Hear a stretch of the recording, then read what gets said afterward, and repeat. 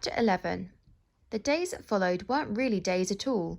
Sunrise was just a faint silvering of light upon the southern sky. The pugs ran north as fast as their 264 little legs could carry them, following the tracks of the other sleds.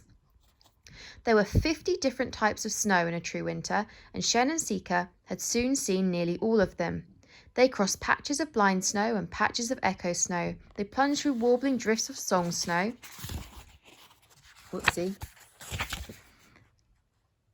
And screaming mounds of screech snow. They crossed a broad rolling plain of slumber snow which snored and mumbled and farted like somebody asleep under a huge white eiderdown. Helga and the rest were so far ahead now that it barely seemed worth going on. How could they hope to reach the North Pole first? But Sika said they had to try.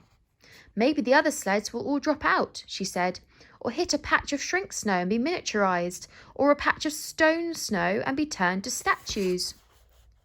After that, Shen kept a lookout for statues and miniature sleds, but he didn't see any, just the tracks of the other races leading endlessly on over the horizon. They came to a waste of worse snow, which kept shaping itself into snowmen when they weren't looking. They would stop the sled for a while to look at the compass or cook food on their camping stove and look up to find they were surrounded by a ring of snowmen. And these weren't nice snowmen with scarves and carrots for noses. Oh no, these were horrible snowmen with sharp, icy teeth and frozen claws and open, hungry mouths. It was all very unsettling. Before long, Shen and Sika were tired of being unsettled, that they almost thought of turning back. But the pugs weren't frightened of the worst snow, not even when it tried forming itself into scary snow dogs. They just yipped at them, and eventually some of the braver ones started biting the snowman's snowy bottoms. After that, the worst snow stopped in its tracks, though Shen and Sika could still feel it sulking at them as they sped on into the north. But there was not a lot of north left to speed on into now. Pretty soon they would reach the top of the world, from where, whichever way you go, you're going south. As the last silver smear of the short day faded behind them, they saw something glinting and glittering far ahead. It was the Northern Lights, reflecting on the frosty spires of the Snow Father's palace. "We've done it," said Sika. "We're nearly there." "But I bet one of the others has got there already," Shen said. He thought that if he kept saying that, it would not be so disappointing if they found that Helga, Shackleton Jones and Sir Basil were already there. But he could not help hoping, secretly, that Sika was right. They could still be first, if only something had delayed the other racers. And after a little while longer, when they had crossed a particularly smelly patch of stink snow, they found that something had. The Snow Father's palace was not far off now. They could see it sitting there on the horizon like a strange, beautiful crystal. But between them and the palace was a deep chasm. The chasm's walls seemed to reach all the way down to the floor of the sea. Across the chasm lay a web of lace. There stretched a maze of snow bridges. I'll read that again. Across the chasm lay a web of lace. There stretched a maze of snow bridges. "It's beautiful," said Shen, "but I'm not sure it can take our weight."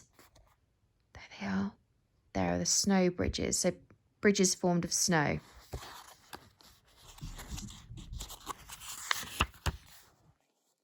Very slowly, very carefully, they steered the sled onto the first of the bridges. It trembled and creaked, and chunks of snow dropped from its underside and tumbled down into the shadows at the bottom of the abyss. Shen peered down after them and saw spiky white shapes moving down there. Snow trolls, waiting to eat anyone who fell. "Help!" cried a voice, echoing between the leaping arches and tall, spindly pillars of the snow. The northern lights were pulsing brightly overhead, and by their glow the children saw Helga Hammerfest. Poor Helga! She'd done her best to stick to the thickest of the bridges, but even so, her mighty bog oak sled had been too heavy. The middle of one of the bridges had dropped out as she tried to cross it. Her polar bears, Snowdrop and Slush Puppy, sat unhappily on the far side of the gap. Their sled, which was still attached to them, dangled in mid-air above the chasm. Helga dangled from the stern post of the sled. She had tied herself onto it with her beard. From time to time, Snowdrop and Slush Puppy scrambled to their feet and tried to heave the sled up. It would rise a few feet, but it was too heavy for them to drag it back onto the bridge. Each time they tried, more snow fell from the bridge, spattering Helga and her sled, and then tumbling on down and down into the depths. Shen and Sika looked at each other. It would have been easy to keep going, but they could not leave Helga hanging there. "Mush!" shouted Shen, and the pugs surged forward. Shen and Sika's sled was much lighter than Helga's, and Pugs were so much lighter than polar bears that even the flimsiest of bridges could bear them. They threaded their way across the maze until they were on a bit of broken bridge where Snowdrop and Slush Puppy sat. "Thank you, children," Helga shouted from down in the blue depths of the chasm. "Please cut my poor polar bears loose. They're getting tired, and I don't want them to fall along with me." "No," said Shen, "we're going to pull you up." "Boo!" shouted the snow trolls down in the shadows below. They had been looking forward to Helga falling so that they could eat her. They started hurling big splinters of ice up at the bridge, hoping to dislodge her before Shen and Sika could save her. But the abyss was deep and the trolls were rubbish throwers, so the shards all fell back harmlessly. Shen started unhitching the pugs from Sika's sled and tying their leads to Snowdrop and Slush Puppy's harnesses. If the polar bears had been hungry, they could have eaten the little dogs in 66 big bites, and then had Shen and Sika for afters. But they were unusually well-trained polar bears, and they seemed to understand that Shen and Sika and all those small yippy creatures were there to help. It took a while, but eventually all the pugs were attached. "Mush!" shouted Sika. The pugs strained forwards, pulling the polar bears. The polar bears strained forward, pulling the dangly sled. Inch by inch it rose up until it was jammed against the crumbling end of a broken snow bridge.